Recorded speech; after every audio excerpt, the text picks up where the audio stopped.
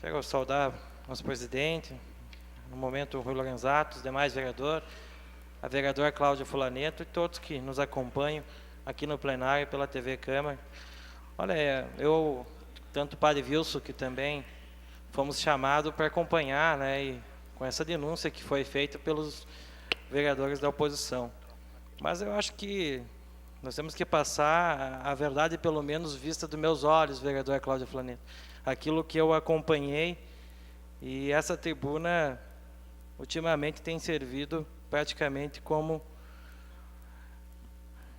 um palco aqui. Eu tenho visto que as falas estão sendo muito bem determinadas, como se fossem personagens. Não quero dizer que as pessoas estão vindo mentir aqui, porque a minha verdade é diferente da verdade dos outros vereadores, cada um tem sua ótica. Mas o que eu acompanhei? Nós estávamos aguardando na sala do secretário de Educação os vereadores da oposição, a qual o secretário estava pela manhã acompanhando um velório e enterro de uma pessoa próxima a ele, e não pôde atender naquele momento os vereadores, mas já na primeira hora da tarde se colocou à disposição em seu gabinete para receber e apurar essas denúncias. Ficamos aguardando, os vereadores não aceitaram, os vereadores da oposição não aceitaram até aquele local.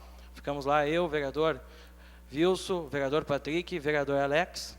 Então fomos até o local ver o que estava acontecendo. Na verdade, o que houve foi um defeito do equipamento, a câmara fria, a qual se perdeu não a quantidade que o vereador Isamar relatou, mas 1.060 quilos de carne de frango, né, que aconteceu de não ter mais propriedade de utilização.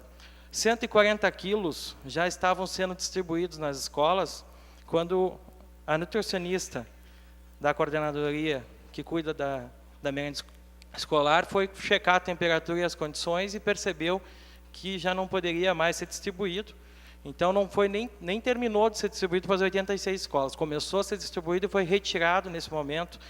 As crianças não utilizaram essa carne, não foi consumida e retornou para a secretaria. A secretaria, após fazer o recolhimento, foi adotado os procedimentos cabíveis e legais, como todo local deve se ter, e como existe uma legislação própria quando acontece esse tipo de coisa.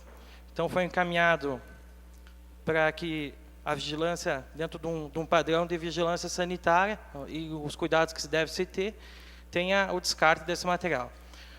Essa câmara fria já está sendo licitada uma nova, já que essa é uma câmara fria considerada antiga e que já passou por muitas manutenções, né? É uma câmara fria que já, nesse momento, já não comporta a demanda do município. Então, essa é a verdade aos meus olhos, o que eu acompanhei. Eu acho que os vereadores aqui estão querendo vender uma imagem, até para ter um discurso político da oposição. Solicitei esse tempo para falar do projeto, é que, na verdade, eu sempre gosto de acompanhar, fazer o dever de casa, ler o projeto, saber realmente qual que foi a relatoria e o porquê que o projeto foi considerado inconstitucional. Existem momentos que nós discutimos com a comissão, com a CLR, eu, ano passado, protocolei muitos projetos que eu via em outros municípios se tornarem leis boas, inclusive um que nós confeccionamos aqui em Passo Fundo, foi aprovado, depois foi para a Procuradoria do município, votou, foi vetado.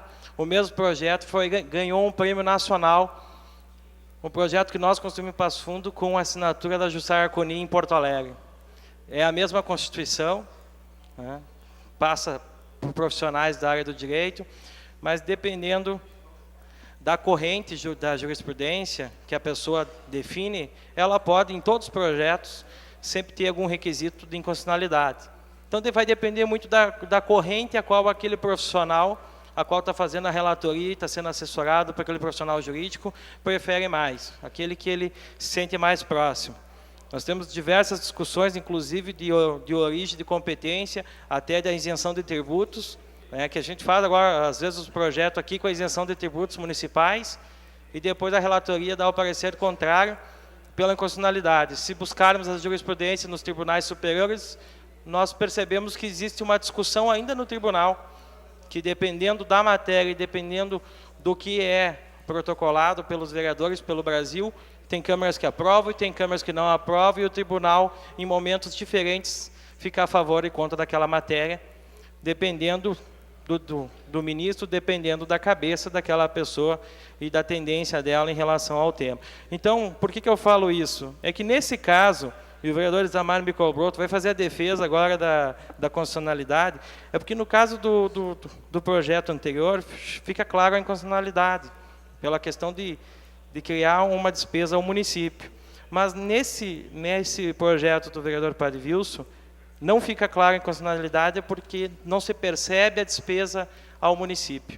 Então, eu peço aos demais vereadores, é um projeto muito bem escrito, que valoriza a categoria dos professores, principalmente o professor da área de educação física, que merece ter o mesmo tratamento, e quando aquele professor busca se especializar, busca se desenvolver, ele tem que ser reconhecido por isso.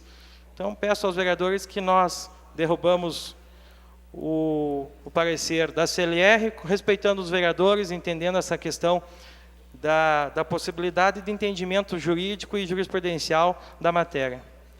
Questão de ordem, presidente. Concedido, vereador. Só para o vereador Patucci trouxe aqui informações. Nós temos aqui uma matéria que eu acredito que é de interesse de todo o legislativo, que fala sobre a questão da possibilidade do legislador, né, das câmaras, tanto o vereador, deputado estadual e federal, criar matéria que discipline a isenção de impostos, né?